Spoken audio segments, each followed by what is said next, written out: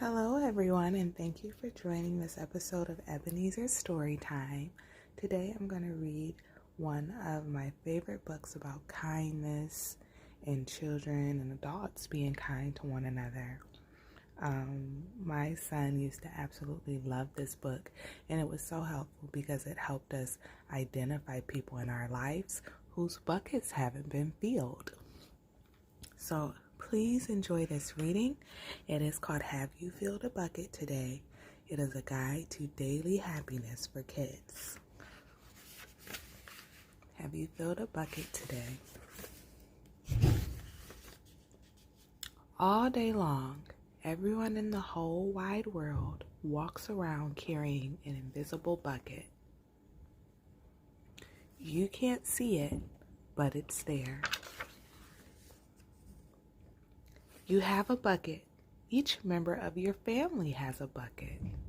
Your grandparents, friends, and neighbors all have a bucket. Everyone carries an invisible bucket.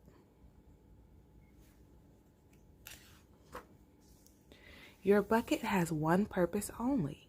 Its purpose is to hold your good thoughts and good feelings about yourself. You feel very happy and good when your bucket is full, and you feel very sad and lonely when your bucket is empty.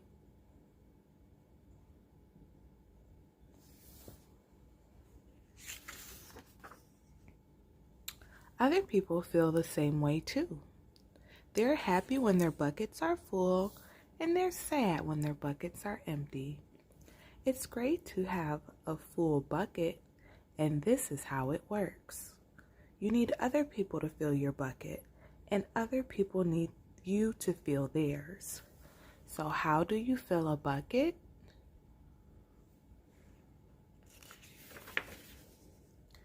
You fill a bucket when you show love to someone, when you say or do something kind, or even when you give someone a smile. That's being a bucket filler. A bucket filler is a loving, caring person who says or does nice things that makes others feel special. When you make someone feel special, you are filling a bucket.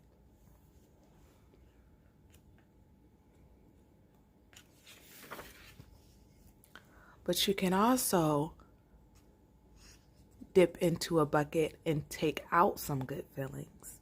You dip into a bucket when you make fun of someone, when you say or do mean things, or even when you ignore someone. That's being a bucket dipper. A bully is a bucket dipper. A bucket dipper says or does mean things that make others feel bad.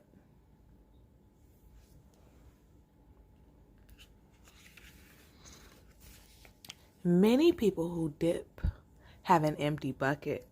They think they can fill their own bucket by dipping into someone else's. But that will never work. You never fill your own bucket when you dip into someone else's. But guess what? When you fill someone's bucket, you fill your own bucket too.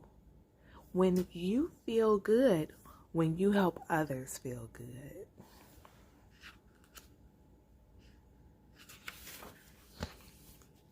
All day long, we are either filling up or dipping into each other's buckets by what we say and what we do. Try to fill a bucket and see what happens. You love your mom and dad. Why not tell them that you love them? You can even tell them why. Your caring words will fill their buckets right up.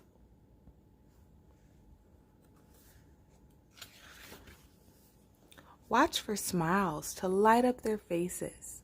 You will feel like smiling too. A smile is a good clue that you have filled a bucket. If you practice, you'll become a great bucket filler. Just remember that everyone carries an invisible bucket and think of what you can say or do to fill it.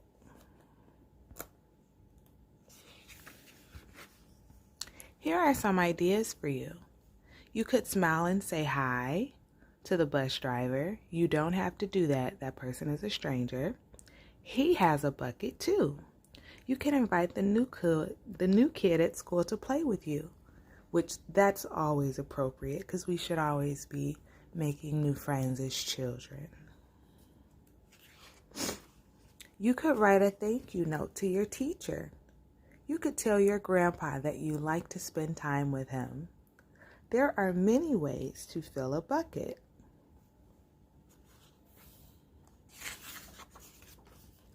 Bucket filling is fun and easy to do. It doesn't matter how young or old you are. It doesn't cost any money.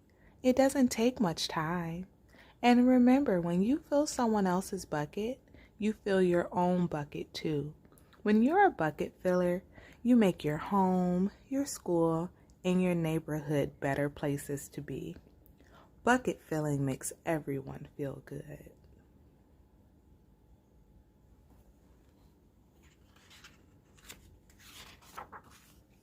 So why not decide to be a bucket filler today and every day?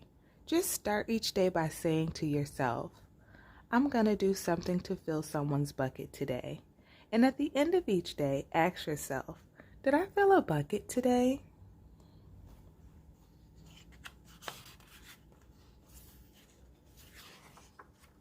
Yes, I did. That's the life of a bucket filler. And that's you.